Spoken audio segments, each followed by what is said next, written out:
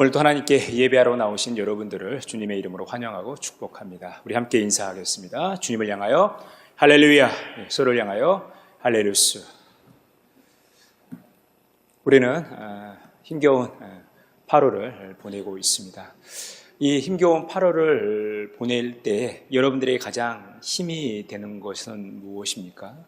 우리가 힘들고 지칠 때마다 누군가가 나에게 던져주는 말 한마디, 또 문자 한 줄, 또 카톡 한 줄, 그리고 쪽지 한 줄, 이런 것들이 우리의 힘을 또 내게 하겠죠. 저도 지난 한 주간 개인적인 일로 인해서 굉장히 마음이 힘든 한 주간이었습니다. 그래서 마음이 굉장히 많이 힘들었지만 그럼에도 불구하고 또 먼 곳에 있는 분들로부터 또 큰 위로를 받게 되는 일들이 몇 건 있었습니다. 누군가가 나에게 어떤 던지는 말 한마디, 격려의 말 한마디는 힘들고 지쳐있는 우리 자신을 이렇게 힘있게 만든다라는 것이죠. 지금 여름 사역들이 계속 진행되어지고 우리 교회는 이제 계속 마무리되고 오고 있는데, 여름 성경학교나 혹은 여름 수련회 또 해외 비전 트립을 마치고 나면 마칠 때 항상 하는 일이 있어요. 그것은 롤링 페이퍼를 돌리는 것입니다. 그래서 한 지체에게 하고 싶은 말들을 여럿이 작지만 이렇게 써서 그 지체를 격려하는 그런 모습들을 보게 됩니다. 저도 웬만한 과거의 추억들을 간직하려고 합니다. 그 중에 같이 이렇게 청년부 생활을 하고 또 동기 모임을 하면서 남겨놓았던 이 롤링 페이퍼를 한 번씩 들여다볼 때가 있어요. 20년이 지났고 30년이 지났고 했지만 그래도 그때 친구로부터 또 믿음의 지체로부터 건네받았던 이 격려의 말 한마디가 수십 년이 지났음에도 불구하고 또 힘이 되고 또 그 추억 때문에 다시 생기를 찾는 그 모습을 보게 됩니다. 그래서 우리가 이 모든 것들을 통틀어서 러브레터라고 하죠.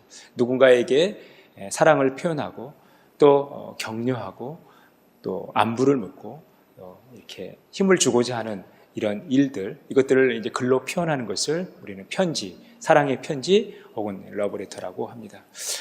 이 성경의 이야기는 어떻게 보면 하나님께서 우리에게 편지하시는 것과 같은 것이죠. 이 성경의 이야기가 지난주에 함께 말씀을 나눈 것처럼 하나님의 러브 스토리이기도 하지만 또 우리를 향한 러브레터이기도 하는 것입니다. 특히 예수 그리스도께서 교회를 향한 이 러브레터가 사도들을 통해서 표현하기도 하지만 요한계시록에 와서는 매우 직접적으로 이렇게 편지를 하는 그 모습을 보게 됩니다.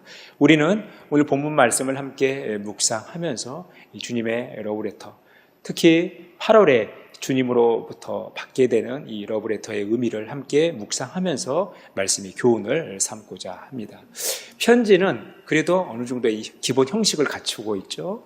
수신자의 호칭이 등장하고 발신자를 소개하고 또 안부를 묻고 이 편지를 쓴 목적이 어디에 있는지를 쓰는 거죠. 사연을 쓰는 것입니다. 그리고 이 편지를 통해서 격려하고 끝 인사를 하게 됩니다. 이것이 기본적인 편지 형식이에요. 이 편지 형식을 가지고 오늘 예수님께서 소아시아의 7교회를 향하여 편지 쓰는 장면을 우리는 요한계시록 3장, 4장을 통해서 살펴볼 수 있다라는 것입니다.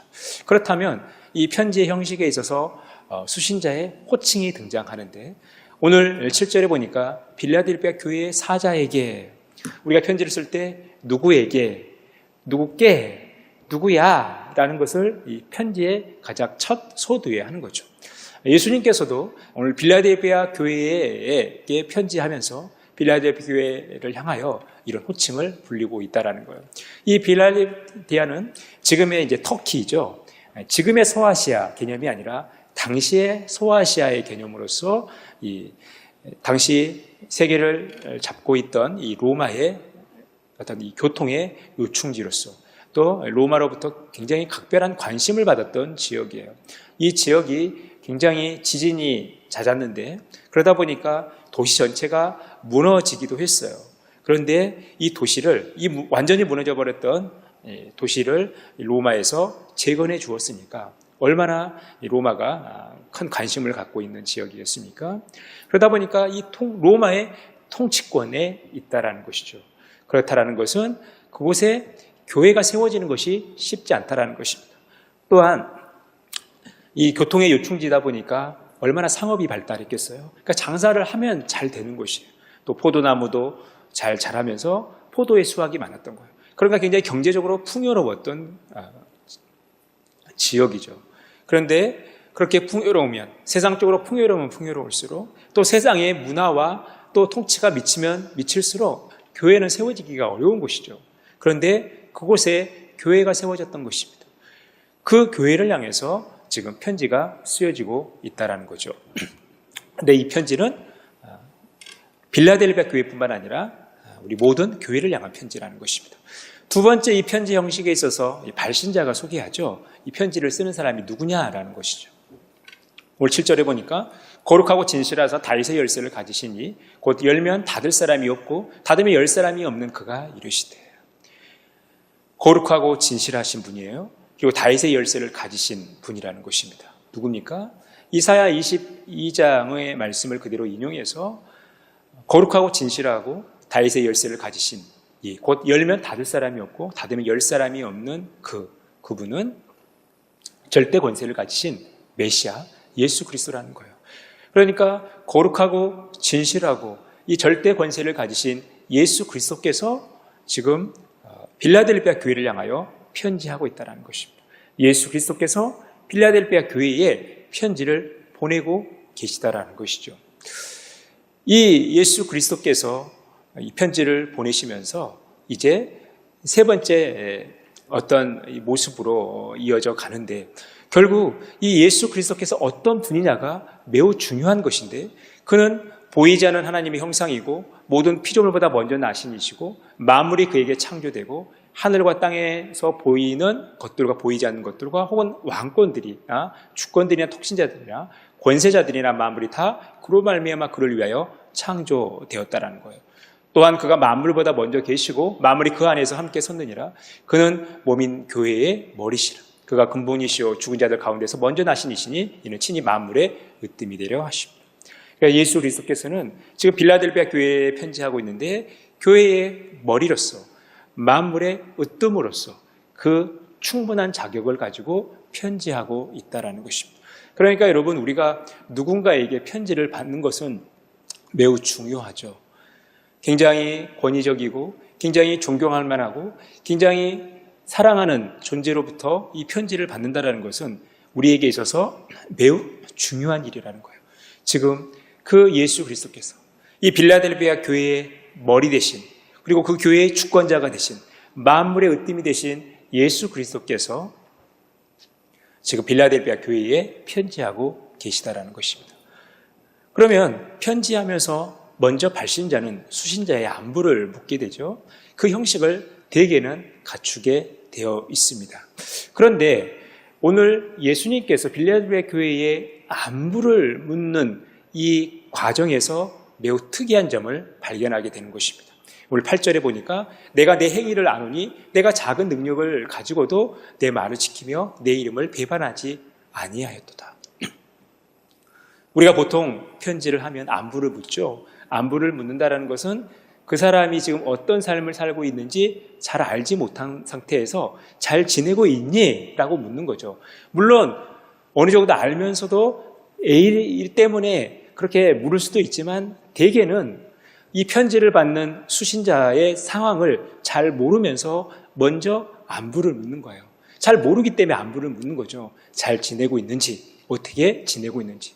그런데 오늘 예수님께서는 빌라델비아 교회에 편지하는 데 있어서 그들의 안부를 묻는다기보다는 그들의 안부를 이미 다 알고 계시다라는 거죠. 내가 내 행위를 아노니라고 말씀하고 있어요.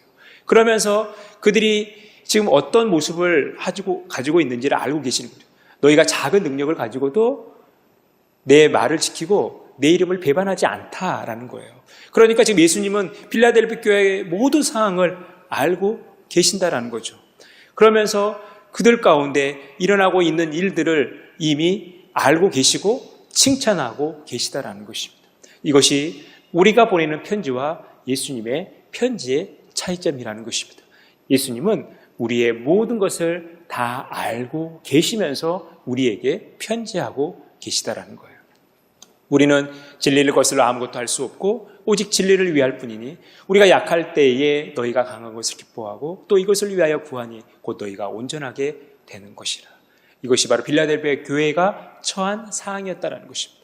그들은 비록 세상적으로는 가난하고 또 명예가 있지 않고 부유하지 못하면서 어떻게 보면 정말 보잘것없는, 여기서 말한 이 작은이라는 것은 마이크론, 눈에 보이지 않을 정도의 모습이라는 거죠.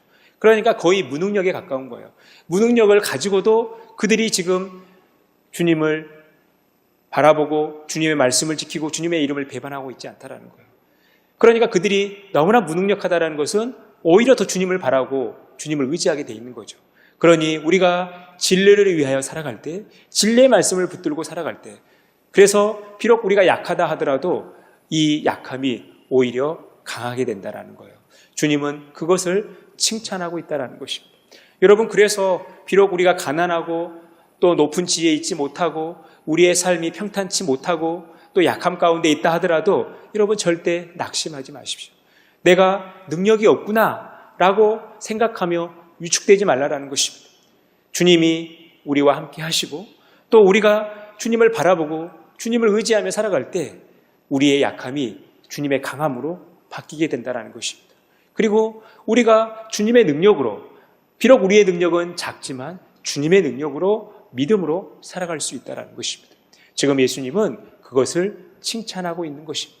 저들의 모든 것을 알고 계시면서 칭찬하고 계시다는 거죠. 그래서 우리는 비록 적은 능력, 작은 능력을 가지고 있다 하더라도 주님이 우리의 모든 형편과 처지를 알고 계시기 때문에, 우리 앞에 계시기 때문에 여러분 절대 좌절하지 말고 낙심하지 말고 힘들고 어려운 상황 속에서도 주님을 의지하며 살아가는 삶을 살아가셔야 한다는 것입니다.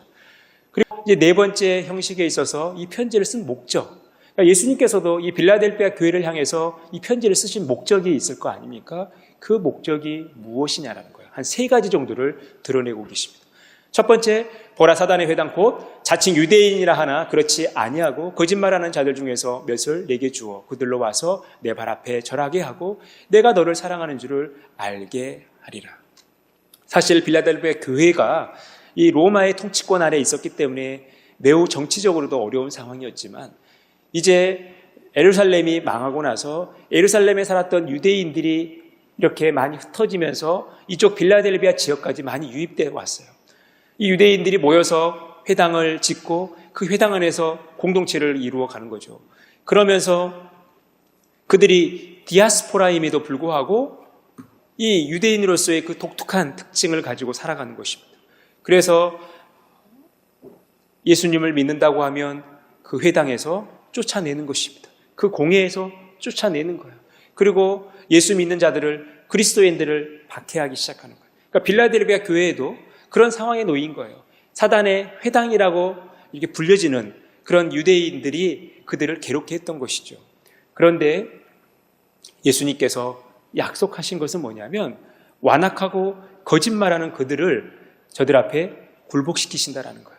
그러면서 그 굴복을 통해서 하나님이 이 빌라델비아 교회 성도들을 얼마나 사랑하는지를 보여주시겠다라는 것입니다. 여러분, 지금 예수님께서 그것을 약속하고 있는 거예요. 그것을 약속하시면서 이 빌라델비아 교회 성도들을 격려하고 있다라는 것입니다. 여러분, 우리가 이 사단의 권세에 맞선다라는 것이 쉽지 않죠. 우리를 괴롭게 하고 힘들게 하는 세력들을 상대하여 맞서 싸운다는 것이 쉬운 게 아니에요.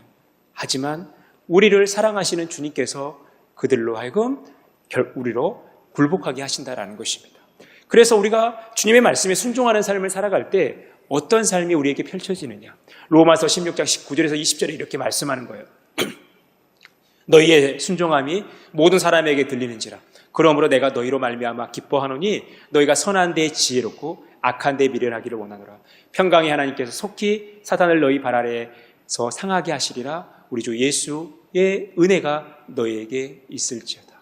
우리가 선한데 지혜롭고 악한데 미련한 삶을 살아간다면 결국 우리가 사단에게 굴복하는 것이 아니라 사단이 우리 발 앞에 굴복하게 되는, 상하게 되는 이런 놀라운 역사, 이런 기적을 베푸신다라는 거죠.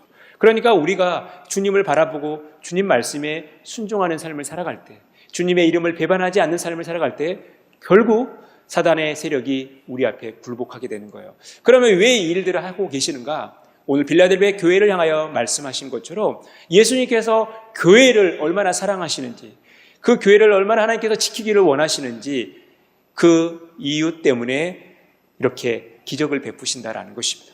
그러니 오늘 예수 그리스도께서 빌라델비아 교회에 보내는 이 편지는 한마디로 예수님의 사랑이 담긴 러브 레터라는 것입니다. 이 러브 레터를 통해서 그들을 격려하고 계시다라는 거예요. 또 이 편지를 쓴 목적이 있습니다. 10절에 보니까 내가 나의 인내의 말씀을 지켰은즉 내가 또한 너를 지켜 시험의 때를 면하게 하리니 이는 장차 온 세상에 임하여 땅에 거하는 자들을 시험할 때라. 그들이 인내의 말씀을 지켰다라는 것입니다. 예수님의 말씀을 지켰다라는 것입니다. 그럴 때 예수님께서 그들을 지켜주실 거라는 거죠. 그래서 장차 온 세상에 임하게 될 이 고난, 시험, 이 시련의 때를 면하게 해주신다라는 것입니다. 인내의 말씀을 지켰을 때 하나님께서 그들을 지켜주시고 예수 그리스도께서 그들을 보호해 주신다라는 것입니다. 시험을 참는 자는 복이 있나니 이는 시련을 견디어낸 자가 주께서 자기를 사랑하는 자들에게 약속하신 생명의 면류관을 얻을 것이기 때문이라. 우리에게는 약속의 면류관이 있다는 것입니다. 생명의 면류관이 예비되어 있기 때문에 우리는 시험을 이겨낼 수 있다는 것입니다. 우리에게 어떤 시련이 와도, 우리에게 어떤 유혹이 와도 우리는 주님의 말씀으로 이겨낼 수 있다는 거예요. 그 시험을 견뎌낼 수 있다는 것입니다. 주님께서 우리를 사랑하시기 때문에, 주님께서 우리에게 약속의 생명의 면류관을 예비해 두셨기 때문에 우리는 이겨낼 수 있다는 거예요. 그러니까 여러분, 시험은, 시련은, 유혹은 우리 힘으로 이겨내는 것이 아니라 주님의 말씀으로 이겨내는 것입니다. 우리가 주님의 말씀을 지켜 행할 때, 주님의 말씀을 붙들고 살아갈 때 우리에게 어떤 어려움이 온다 하더라도, 때로는 우리에게 어떤 유혹이 온다 하더라도 이겨낼 수 있었던 것입니다. 여러분, 빌라델비아 교회의 성도들이 그 지역은 부유했지만 그 교회가 작은 능력을 가질 수밖에 없었던 것은 뭡니까? 거기다 살아남기 위해서는 상인 연합에 들어가야 돼요. 상인 조합에 들어가야 돼요. 그러면 그 조합에 들어가서는 우상을 세워야 됩니다. 음란 파티를 즐겨야 돼요. 살기 위해서 적당히 타협하고 그 길을 걸어갔다면 이 빌라델비아 교회가 주님으로부터 칭찬을 들을 수 있었겠습니까? 타협하지 않았다라는 거죠. 그들의 신앙의 지주를 지켰던 거예요. 비록 먹고 사는 문제는 조금 버겁고 힘들 수 있겠지만 주님을 향한 믿음, 주님을 향한 지조를 지키면서 그들이 그렇게 승리하는 삶을 살았던 거예요. 그러다 보니 온 세상에 닥칠 환란이 온다 하더라도 이제 그동안 잘 참고 견뎌왔기 때문에 그 환란을 면하게 해줄 것이다. 너희들을 보호해주고 지켜주실 것이다 라고 예수님께서 약속하고 계시다라는 것입니다.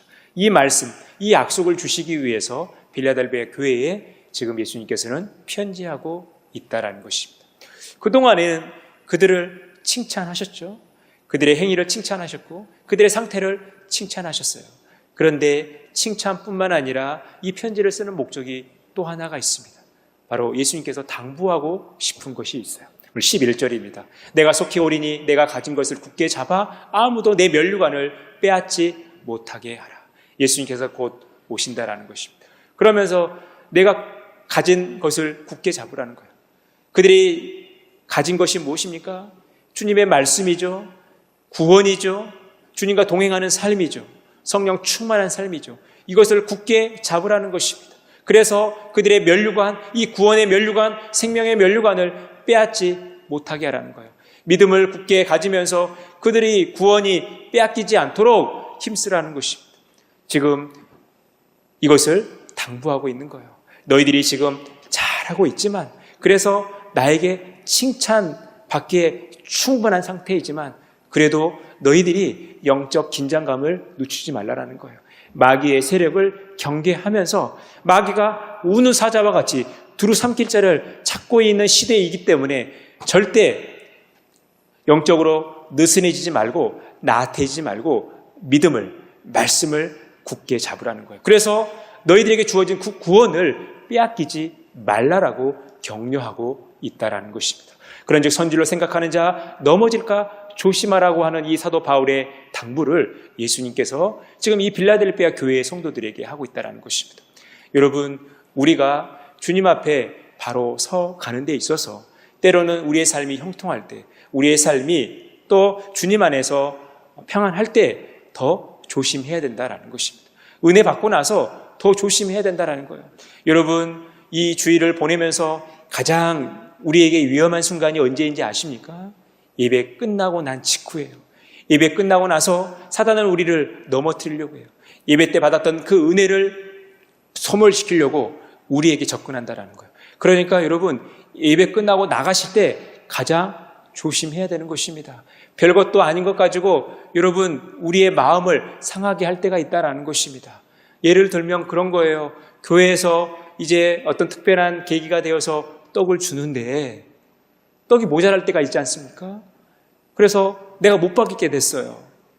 사정상 일부 예배에 오신 분들은 거의 그런 일이 해당상 없겠지만 2부 예배에 오신 분들은 간혹 그런 일들이 있을 수 있어요. 그러면 여러분, 마음이 섭섭해요? 섭섭하지 않아요?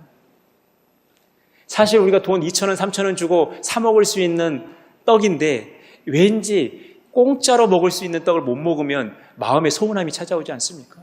그러면 여러분, 그게 떡 하나로 끝납니까? 교회 오기 싫어. 교회로 옮겨볼까? 다음 주엔 다른 교회 갈까? 막 이런 생각이 드는 거죠. 여러분, 예배 때 실컷 은혜 받고 나서 나갈 때 떡 하나 때문에 우리가 망치는 거예요. 여러분, 그래서 좋을 때 조심해야 되는 거예요. 빌라델피아 교회는 지금 매우 좋은 상태예요. 그렇지만 선줄로 생각했을 때 넘어질까 조심하라라고 지금 예수님은 저들을 당부하고 계시다라는 것입니다. 여러분, 이것이 이 시대를 살아가는 우리의 모습과도 같다라는 것입니다. 그리고 편지의 5번째 요소인 격려의 말씀을 오늘 예수님도 하고 계시다라는 것입니다. 오늘 12절에 보니까 이기는 자는 내 하나님 성전의 기둥이 되게 하리니 그가 결코 다시 나가지 아니하리라. 내가 하나님의 이름과 하나님의 성 곧 하늘에서 내 하나님께로부터 내려오는 새 예루살렘의 이름과 나의 새 이름이 그 위에 기록하리라. 여러분, 이기는 자는, 말씀을 지키는 자는, 믿음으로 승리하는 자는 하나님의 성전의 기둥이 되게 한다는 거죠. 여러분, 이 건물이 지어지는 데 있어서 이 기둥만큼 중요한 게 어디 있습니까? 그런데 특히 이 빌라델피아 교회는 이 기둥의 개념이 더 중요했던 것입니다. 왜냐하면 이곳에 지진이 많았던 지역이에요. 지진이 많다 보니까 도시가 막 무너지는 일들이 굉장히 많죠. 도시를 통째로 재건해야 할 순간이 올 정도로 그런 지진이 자주 일어났던 거예요. 그러니까 지진이 일어나면 어떻게 해요? 도망가야죠. 피해야죠. 그 지역에서 벗어나야 되죠. 그러니까 지진이 일어나면 그 도시에서 나갔다가 다시 복구되면 다시 돌아오는 일들이 반복됐던 거예요. 빌라델피아 지역이 그랬던 것입니다. 그런데 이제 다시 나간 일이 없도록 기둥이 되게 하시겠다라는 거죠. 여러분들이 인터넷으로 자료를 한번 찾아보시면 아시겠지만 빌라델피아 교회의 흔적이 지금도 있어요. 그런데 2000년이 지난 지금도 이 빌라델피아 교회 전체 건물의 형태는 사라졌지만 남아있는 게 있어요. 그게 바로 기둥이라는 거예요. 기둥. 너무나 신기한 일이죠. 하나님께서, 예수 그리스도께서 그들을 기둥과 같이 여기신다라는 거예요. 하나님 나라에 교회에 꼭 필요한 존재들로 그들을 세우시겠다라는 거죠. 그들의 이름을 그들의 이마에 혹은 그들의 어떤 모습 속에 주님의 이름을 새겨놓겠다라는 거예요. 인치시겠다라는 거죠. 그들을 끝까지 보호하고 책임져 주시겠다라는 것입니다. 그런 격려의 말씀을 하고 있다라는 거예요. 그들의 삶을 책임져 주시겠다고 하는 그 미래의 복을 허락하고 계시다라는 거죠. 우리를 거듭나게 하사 산 소망이 있게 하시며 썩지 않고 더럽지 않고 쇠하지 아니하는 유업을 있게 하시는 곧 너희를 위하여 하늘에 간직한 것이라. 너희는 말세에 나타내기로 예비하신 구원을 얻기 위하여 믿음으로 말미암아 하나님의 능력으로 보호하심을 받았느니라. 여러분, 우리가 소망을 갖는 이유가 어디 있습니까? 우리가 확실한 구원, 믿음의 결국 확실한 구원을 받는다는 하나님의 능력으로 우리가 보호하심을 받았다는 거예요.